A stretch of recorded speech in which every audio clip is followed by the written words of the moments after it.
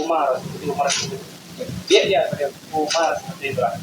Dengan syariat itu tentunya setan lari dan tidak bisa mendekati dia. Oh gitu. Ya. Mohon nasihatnya Ustaz. Karena banyak sekali saudara-saudara saya masih berkeyakinan seperti Kenapa enggak Muhammad? Nah, ya itu dia. Mana yang lebih takut setan? Setan lebih takut Muhammad atau Umar? Ya. Mohon nasihatnya Ustaz. Inilah kita katakan itu adalah bid'ah yang tidak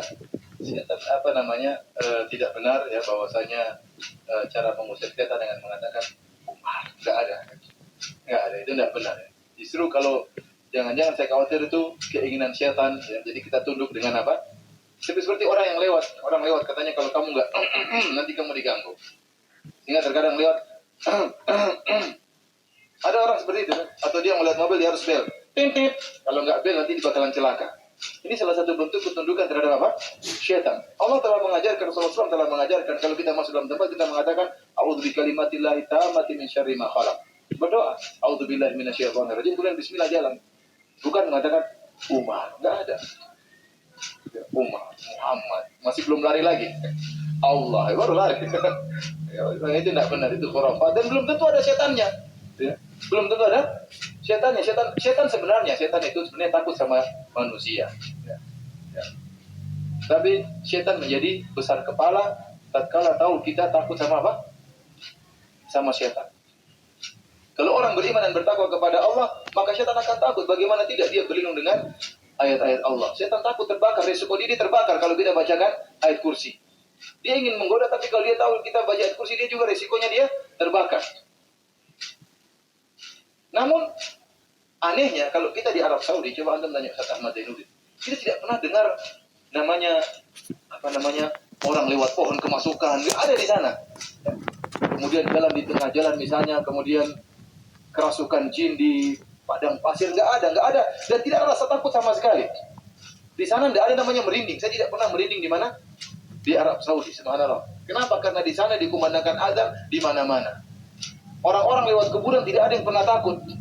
Justru kita kalau lihat kuburan ingat akhirat, benar sesuai dengan wasiat Nabi bahwasanya kita mengunjungi kuburan, ziarah kuburan untuk ingat kematian. Beda kalau Indonesia, orang ke kuburan bukan ingat kematian, ingatnya gondruwo. Ingatnya setan. Dan benar-benar itu dimanfaatkan oleh setan. Sehingga orang-orang jadi takut setan. Baru masuk kamar mandi takut. Kenapa? Aduh takut. Bukan takut sama kecoak, takut sama setan. Kamar mandinya dibuka ya, jangan dibuka dikit. Takut sama setan. Kenapa? Terlalu banyak tontonan. Tontonan uka-uka, gentayangan. Masih ada nggak tontonan itu? Sudah nggak ada ya? Penangkap jin, ternyata jin dukun palsu ya, macam-macam.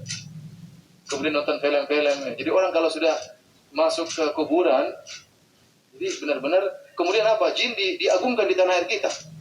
Seperti tadi kan bentuk ngebel. Ini kan bentuk pengagungan terhadap jin.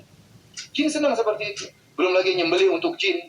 Bagaimana jin tidak besar kepala mendapati kekuasaan dia di tanah air kita. Beda kalau di tempat kita di kumandangan azan di mana-mana pengajian tauhid, jin akan menyingkir dengan sendirinya. Jin setan akan menyingkir dengan sendirinya. Mereka tidak akan bisa ganggu. Tapi tatkala kita agungkan mereka menjadi kepala besar. Seorang sampai kalau kita ke kuburan ketakutan tadi. Kita bukan ingat mati, tapi terutama kalau malam hari. Kalau tidak ada asap keluar, ngeri. Jangan-jangan mak lampir, jangan-jangan sundul bolong. Ternyata yang keluar si manis jembatan Ancol. Karena para hadirin yang Allah Subhanahu Wa Taala, saya katakan itu tidak boleh, tidak ada dalilnya bahwa Umar. Belum tentu ada setannya. Rasulullah telah mengajarkan dengan ajaran yang baik, dengan doa-doa. Ngapain kita bilang Umar? Secara logika kita bilang Muhammad lebih utama, lebih sakti.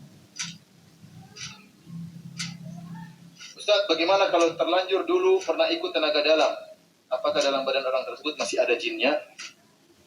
Bagaimana cara membuang ilmu tersebut? Dan bagaimana cara membentengi diri dari hal yang dilarang oleh ajaran agama? Ada seorang yang pernah saking saktinya, dia bisa mengobati orang dari jarak jauh. Dengan zikir-zikir, dia dapat ilmu tersebut dengan zikir-zikir bid'ah. Maka lagi telepon, dia ngomong orang sana bisa sembuh. Luar biasa ilmunya. Ternyata waktu di ruqyah dia kemasukan. Baru dia sadar, sekarang dia ngaji. Ternyata selama ini ilmunya apa? Dia sangka dari Allah. Kenapa? Karena melalui proses zikir-zikir tertentu, salat-salat tertentu, ternyata bid'ah semua. Akhirnya dia sakti, ternyata di ruqyah ada jinnya, dia baru sadar ternyata bukan dari Allah Subhanahu wa Ta'ala. Tetapi saya katakan kalau orang dahulu pernah ikut tenaga dalam, kemudian ternyata dia tidak terganggu, artinya tidak wajib mengeluarkan jin dari tubuhnya. Terutama kalau dalam kondisi dia tidak terganggu dalam ibadahnya, ya. Dia tetap rajin saja banyak beribadah, mudah-mudahan jinnya masuk Islam kemudian keluar. Atau jinnya tidak betah, akhirnya keluar. Jadi dia perbanyak sholat, perbanyak zikir pagi petang, perbanyak zikir, baca ayat kursi, baca sebelum tidur baca zikir. Tidak harus dia mesti mengeluarkan jin dari tubuhnya, terutama jika dia tidak terganggu. Allah alam bisawab.